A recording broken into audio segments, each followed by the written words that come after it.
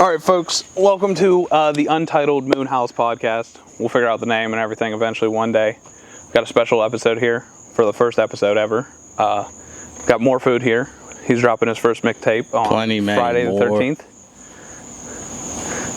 September 13th. September 13th, 2024. Friday the 13th, to be exact. Correct.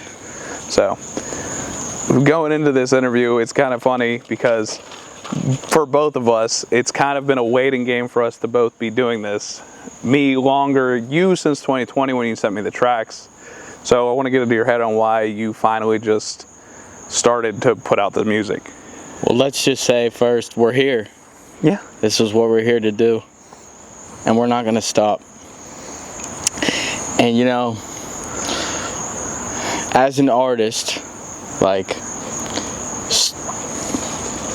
I would say art, your own art as an artist is important to you, and putting it out to the world is like the biggest step that you could take. So, you know, in the process of making it, going through it, you know, maybe sometimes you think something isn't good enough, or like you think, you know, everybody is their own worst critic, of course. So it took a lot to, you know, get out of that space and have a different mindset, maybe take a step back and tell myself, like, you know, whatever I perceive from my art, you know, it's never going to be the same thing For someone else. Somebody else. So what you should do, if you're scared to put it out, maybe, you know, show other people. You don't have to put it out. Show your friends. See what they think, you know. If they think it's bad, it doesn't even matter. Like, or they probably won't tell you it's bad. They'll tell you the good things about it and maybe the bad things about it. So either you can fix stuff, or you can just roll with it. But like, you always got to listen to someone. Got to take the criticism. You got to take the criticism. You do, but you don't have to sit and deal with it. You sit in your head and deal with it. Like, there's more value in putting it out there than letting it sit there. Yeah. That's the bottom line. So it was a process for me, but I'm to the point where I'm ready to take a jump, take a leap. Believe me, man, I feel that. This summer it's been a step for me, for sure, with that as well.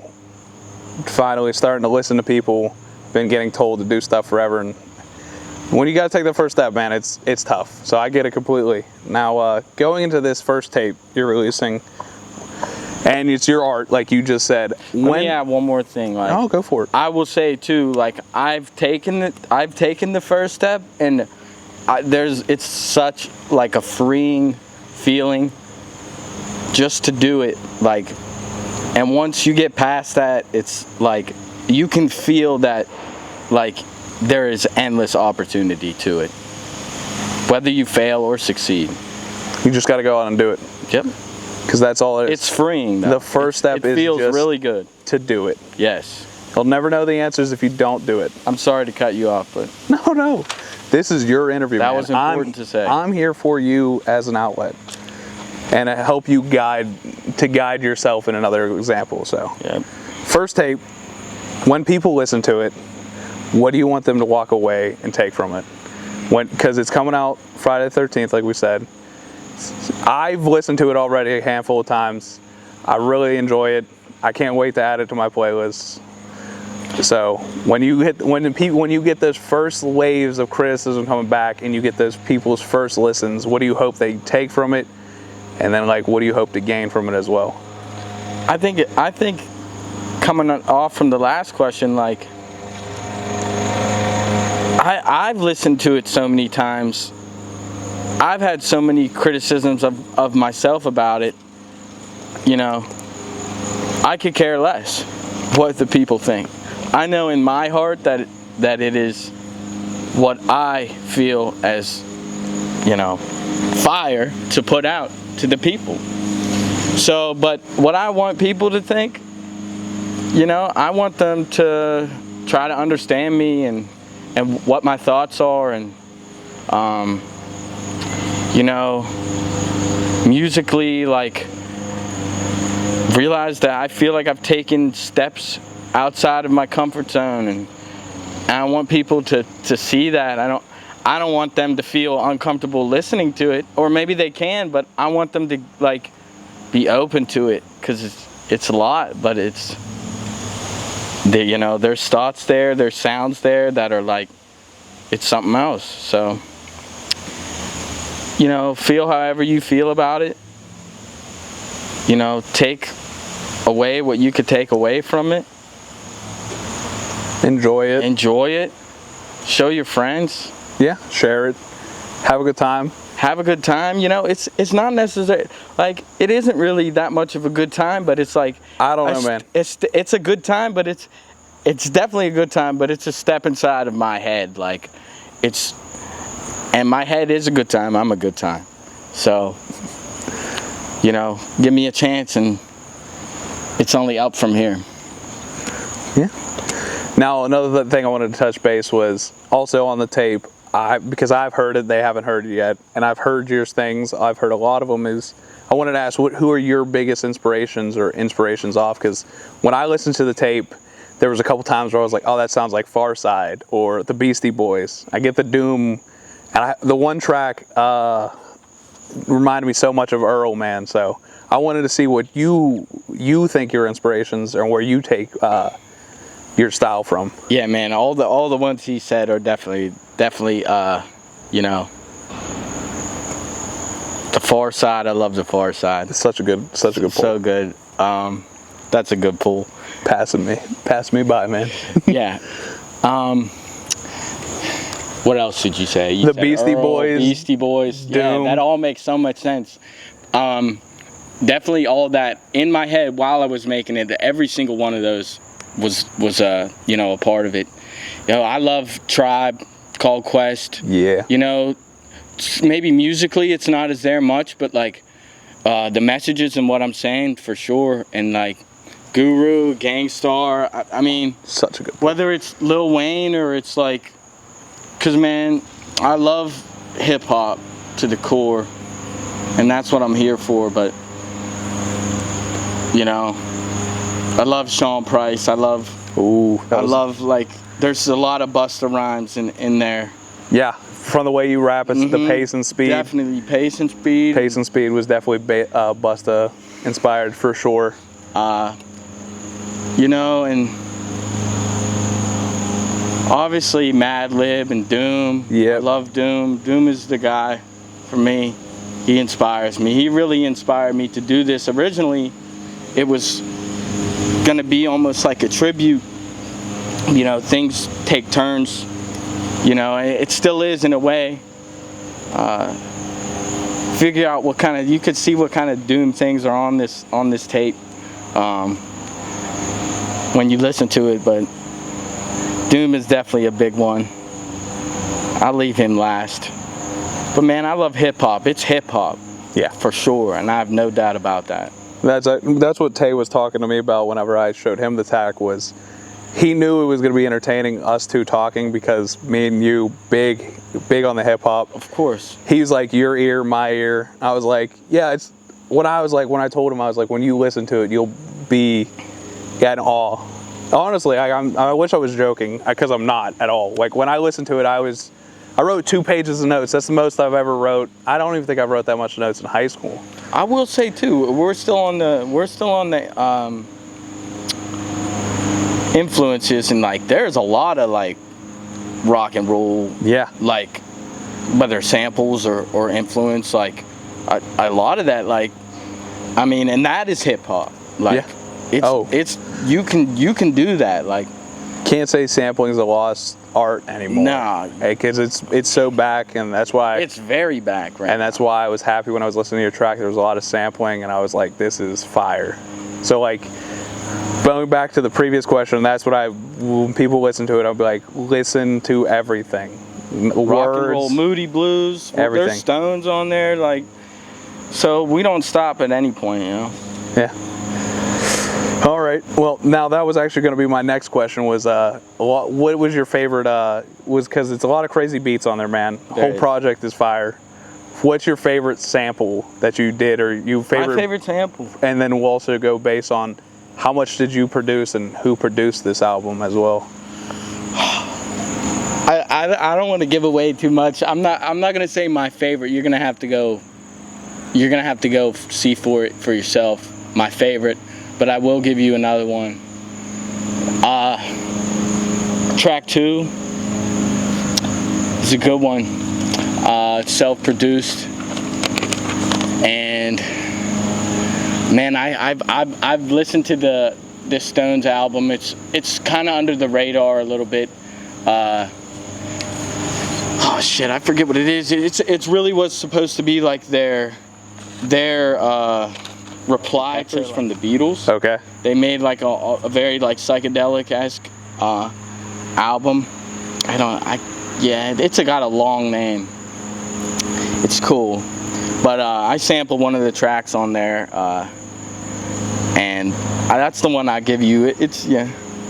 That one is pretty. When I heard the song for the first time, I'm like, dude, if I put some drums behind that and whatever else, like I know it would be crazy, and that's what it turned out to be, and it makes you feel like you're in another land.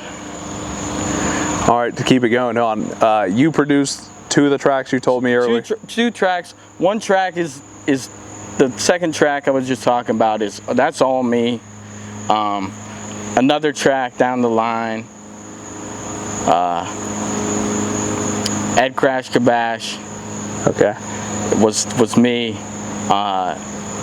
Some of it, my buddy did some stereo type like bass on it and stuff like that, but like all like the structure of it and the ideas and the beat stopping and this and that, you could go figure that out. That was definitely me. So, and I'm doing a lot more of that right now, you know. This album or this tape, you know, it has some food production on it, but some of it not. So that's where we're at. All right, sweet. My next question after that was going to be, what is your favorite track? But you don't want to give that up. So I can give it up. You don't have to. I'll give you mine. Okay. Off of give me yours first. And then we'll talk about mine. Okay. Because you have the single already, Fiasco, out, which is a great song. It's a highlight on this tape for sure. For sure. But I would say my favorite song was 1999. That felt like I was catching a vibe. It felt like nostalgia. It felt good. So I wanted to get your thoughts on that track, because that one's my favorite. We don't have to go into yours.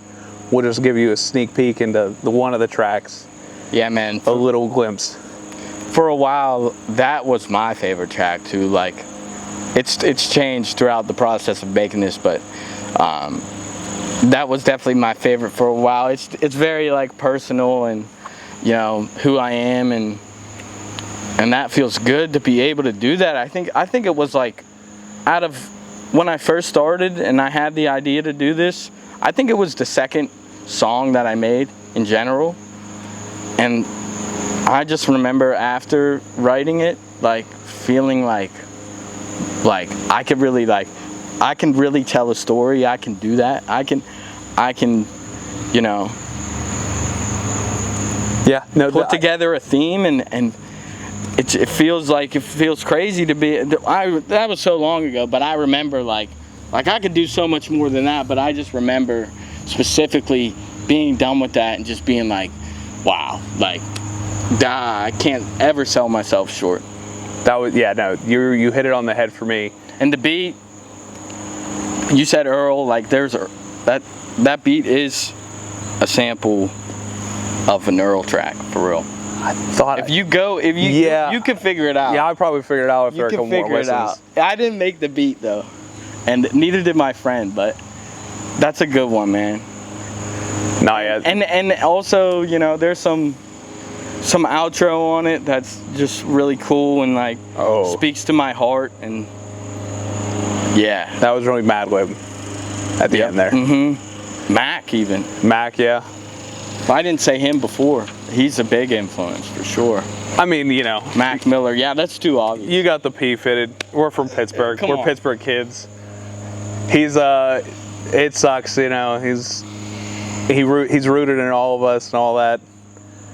So that is definitely, obviously, an inspiration. We probably didn't even have to touch on. Yeah, man. A lot of this is to me is, you know, for him and making. I want to make him proud while he watches down on us. Hey, man, you're taking the first step too, and you know, it's funny we bring him up now, heading out to the end of this pretty here soon. But it's like you're talking about your mind and different avenues and all this stuff. The tape isn't. It's crazy. You're talking about all the rock, the blues, the rap, all this stuff. Being a historian of the game, that's Mac. He did all that. He has a jazz album.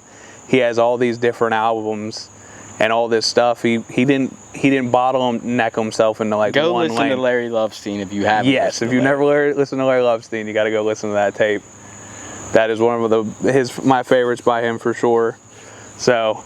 And he didn't limit himself there. He wasn't like he tried new things. Yeah, he wasn't scared to do that. Like that's where we want to be. That's, I think, the biggest thing me and More Food here are taking from this in 2024, and we're going to try to do more, is to do more things. Get out of our comfort zone. Many and more. Many and more. Many and more. So, all right. Probably gonna wrap this up here. This because we've been going on for a little bit. This is a good intro. We'll probably touch base again, but I want to go on to this. 2020, you sent me these the one track that's on this. We don't have to name it or anything like that, but been waiting on you to drop the tape forever now. My only question is, you got this tape coming out 13th. What are the plans after that? Say the tape name. I'm getting tongue twisted. Simple Extremities. Simple Extremities. And you know, like you said, we started this really in 2019, 2020. Like, it's been a process, and a lot of this stuff is, you know, I want you to hear it, but it's not where I'm at right now. But that's okay. I still need you to hear it. I want you to see me progress, and I'm gonna progress because I got a lot more stuff coming. Next, you know, we're gonna try to do a little EP. I'm not gonna. I don't know if I want to give you the name yet. Oh no, keep that to yourself, man. It's all I needed to know. And it doesn't stop there. Like, I already got ideas for the next thing after that. And you know, really, like, the important thing on my mind right now is making this album like a real album. Like, that's the step where I'm at. You know, I got a lot of shit for you guys coming until then, but that is where my head is at. EP, maybe another EP.